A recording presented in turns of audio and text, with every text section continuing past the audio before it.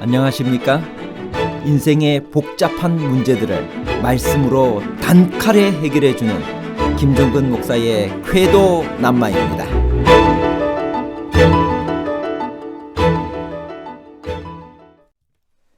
고린도전서 14장 34절에서 35절은 마치 여성을 비하하는 것처럼 보이기 때문에 논란이 많은 난해절입니다. 특히 여성 신학자들은 이 구절을 성경의 한 부분으로 인정하기조차 싫어합니다. 바울은 왜 이런 말씀을 했을까요? 이 구절의 참뜻은 무엇일까요?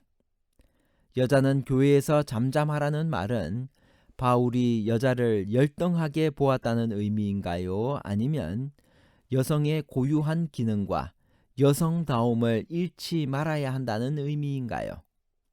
남성 우위와 여성의 고유한 기능에 관한 복잡한 문제를 하나님 말씀의 가르침으로 명쾌하게 해결해 드리겠습니다.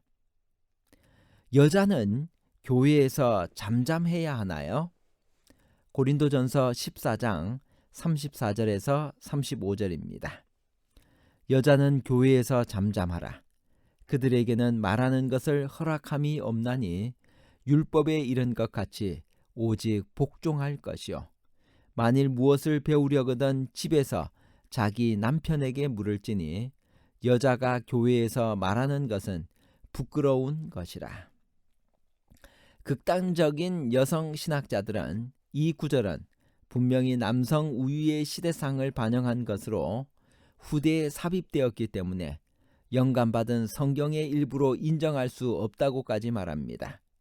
그러나 바울은 여성을 남성보다 열등하게 취급하거나 무시하는 사람이 아닙니다. 바울 당시 여자들의 위치는 비교적 낮았습니다. 그런 사회에서 갈라디아 3장 28절에 보면 유대인이나 헬라인이나 종이나 자주자나 남자나 여자 없이 다 그리스도 예수 안에서 하나라고 선언한 바울은 당시로서는 혁명적인 남녀 평등주의자였습니다. 고린도전서 11장에서도 바울은 주 안에는 남자 없이 여자만 있지 않고 여자 없이 남자만 있지 아니하며 여자가 남자에게서 난 것 같이 남자도 여자로 말미암아 났다고 말하며 남녀가 평등함을 주장하고 있습니다. 또한 에베소서 5장 21절에서 33절에서는 남편과 아내의 사랑을 논하면서 그리스도께서 교회를 사랑하시는 것처럼 서로 사랑하고 피차 복종하라고 권면하여 남편과 아내의 위치를 평등하게 보고 있습니다. 바울이 이처럼 여성의 인권을 존중하며 남녀를 평등하게 보고 있다면 왜 이런 오해를 일으킬 수 있는 기록을 남겼을까요? 본 구절은 일단 고린도 교회라는 특수한 상황에서 생각해 보아야 합니다. 고린도 교회에는 11장의 수건 문제에서 보듯이 극단적인 여성 해방론자들이 있었던 것으로 생각됩니다. 그들은 교회 안에서 많은 논쟁과 공격적인 변론을 일삼았습니다. 그들은 편협한 남성들을 계몽시켜야 한다고 생각했으며 모든 교회의 모임에서 발언권을 주장했고 교회의 각 부분에서 지도적인 위치를 차지하려고 했던 것으로 보입니다. 그렇다고 해서 바울은 여자들이 교회에서 말하는 것을 금지했나요? 그렇지 않습니다. 고린도전서 11장 5절에 보면 교회에서 여자들이 기도나 예언을 하는 것에 대하여 보편적인 것으로 인정하고 있습니다. 그렇다면 바울이 금하는 것은 무엇인가요? 그것은 교회에 문제를 일으키는 무질서하고 소모적인 논쟁입니다. 만일 무엇을 배우려거든 집에서 자기 남편에게 물으라는 말은 교회에서는 여자들이 일체의 질문도 할 수 없다는 것이 아니라 교회의 공식 집회에서 무질서하게 발언하여 교회의 질서를 어지럽히는 행위를 말합니다. 또 하나의 배경은 고린도전서 14장이 무질서한 방언의 남용으로 교회를 어지럽히는 사람들에 대하여 책망하는 장이기 때문에 여자들에 대한 언급도 그런 맥락에서 이해해야 한다는 것입니다. 일반적으로 여자들이 방언에 더 능하고 황홀경에 들어가는 것이 더욱 쉽기 때문에 방언 문제도 대부분이 여자들의 문제였을 것입니다. 여자들이 교회에서 말하는 것이 부끄러운 것이라는 말은 꺼리는 것, 적당치 못한 것이란 뜻입니다.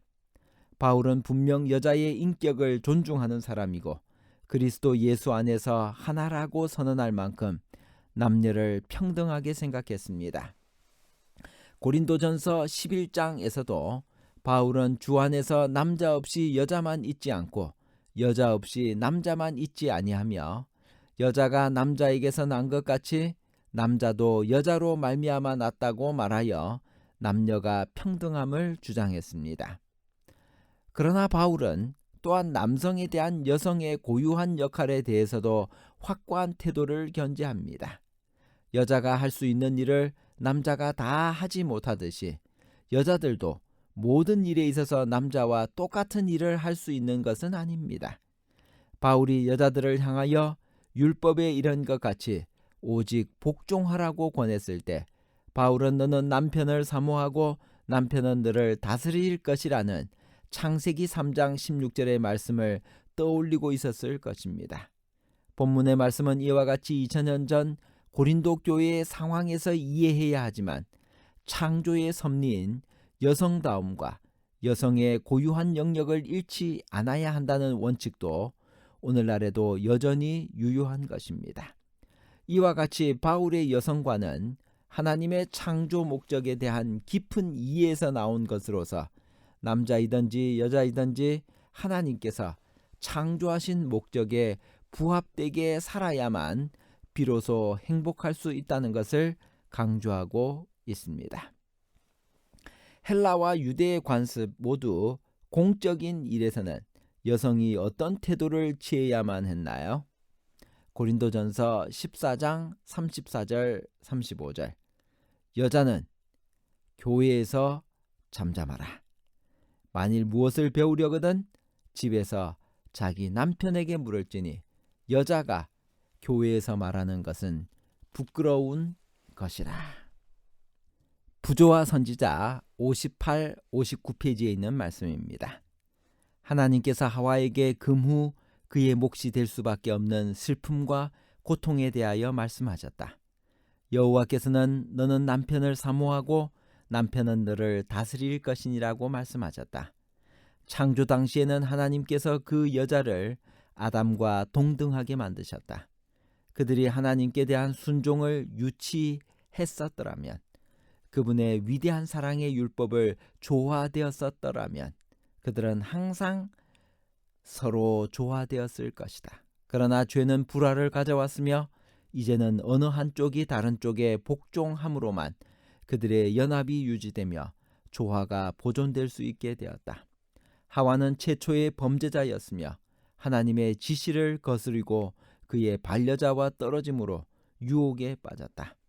아담이 범죄한 것이 그 여자의 권유에 의하였으므로 이제 그는 남편에게 복종하는 위치에 놓였다. 하나님의 율법 가운데 명하신 원칙들을 타락한 인류가 지켰더라면 죄의 결과로 생긴 것이긴 하지만 이 선고는 그들에게 축복임이 입증되었을 것이다. 그러나 이와 같이 하여 남자에게 주어진 주권의 남용은 너무도 자주 여자의 운명을 비참하게 만들고 여자의 생활을 무거운 짐으로 만들어 놓았다. 하와가 에덴의 가정에서 그의 남편 곁에 있을 때 완전히 행복하였다. 그러나 그 여자는 침착하지 못한 현대의 하와들처럼 하나님께서 자기에게 할당하신 것보다도 더 높은 위치에 올라가려는 희망으로 지켜 세움을 이뤘다. 그 여자는 본래의 지위 이상으로 높이 오르려다가 훨씬 더 아래로 떨어졌다. 하나님의 계획에 따라 그들의 생활의 의무들을 기쁨으로 감당하기를 꺼리는 자들에게는 모두 같은 결과가 이를 것이다. 그분께서 그들에게 적합하게 하시지 않은 지위를 얻으려고 노력하는 가운데 많은 사람들은 그들이 다른 사람들에게 복을 끼치는 자가 될 수도 있는 자리를 비워두고 있다. 결론입니다. 첫 번째, 바울은 남성 우위론자가 아니며 여자를 열등하게 보지도 않고 교회에서 여자들이 입을 다물고 있으라고 말하는 사람도 아니다. 그런 그가 이런 구절을 쓴 것은 고린도 교회의 특수한 상황과 배경을 고려해 보아야 합니다. 둘째, 고린도 교회에는 분명히 극단적인 여성 해방론자들이 있어서 교회 집회에서 공공연히 남성들에게 도전하고 가르치려는 시도가 있었을 것입니다. 더구나 고린도전서 14장은 무질서한 방언을 책망하는 장이기 때문에 방언과 연결시켜 생각해 볼 수도 있습니다. 셋째, 바울은 남녀는 평등하지만 여성은 여성의 고유한 기능과 여성다움을 잃지 말아야 한다고 권면합니다. 그것은 창조의 섭리입니다. 이것 때문에 이 구절의 정신은 오늘날에도 여전히 유효합니다. 감사합니다.